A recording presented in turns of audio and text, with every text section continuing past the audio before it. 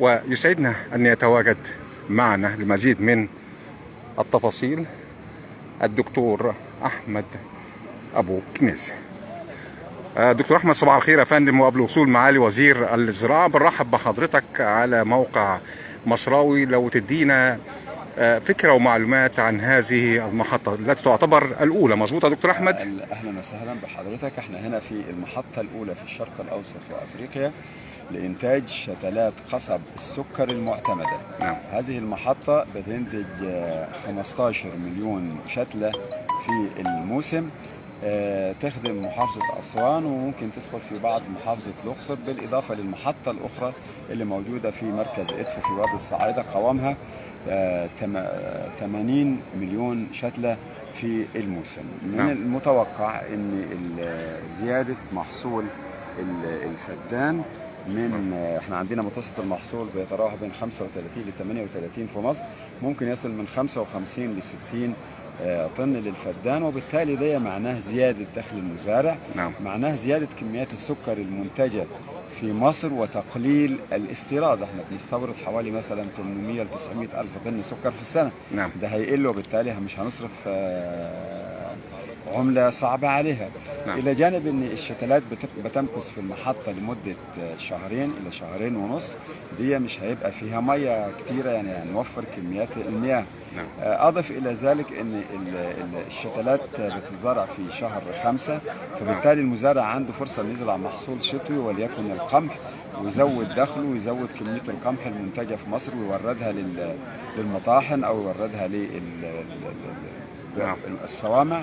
فبالتالي ده كل دي فوائد على مستوى المزرعة وعلى مستوى المزارع وعلى المستوى القومي. نعم. إلى جانب أن في الشتلات بتدي إمكانية المزارع يعمل عملية ترقيع للنباتات اللي بتغيب مع الوقت، وبالتالي بيبقى محافظ على مستوى المحصول. بقي أن نقول أن هذه المحطة بتستخدم تكنولوجيات عالية وحديثة تم تصميمها بهدف الوصول إلى زيادة في إنتاجية القصب، وهتحدث ثورة إن شاء الله. إن شاء الله. دكتور أحمد، برضو لو اتكلمنا بالنسبة للشتلات، أنا شايف العدد كبير جدا، هل بيتم حضرتك توزيعه على محافظات معينة؟ لا، هو احنا الفدان بياخد 7000 شتلة.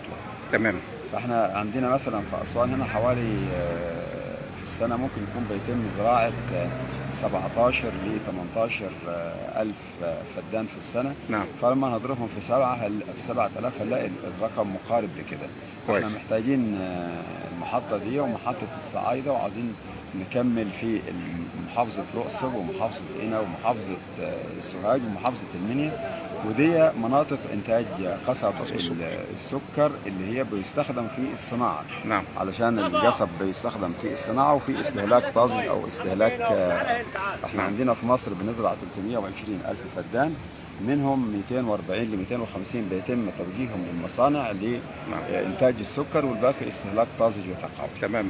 لكن ممكن يكون في توسعة مستقبلا إن شاء الله حضرتك؟ بالتأكيد احنا عملنا البنية الأساسية، احنا نوسع يعني نزود صوب بس هنا عشان تتضاعف الكمية بتاعة الشغلات المنتجة طبقا للاستهلاك المطلوب. نعم.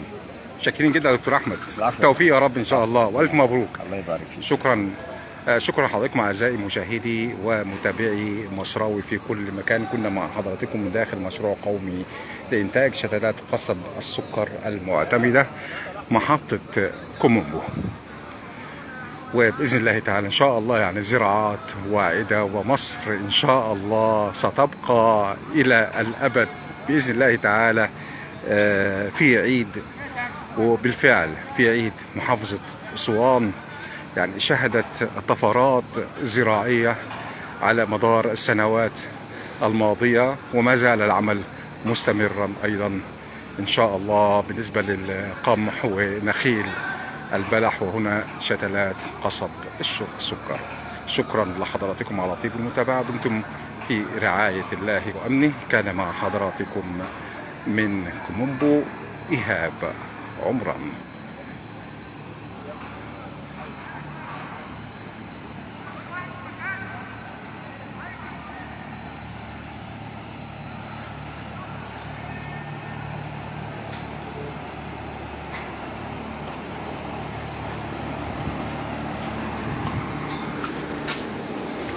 السلام عليكم. ده صح.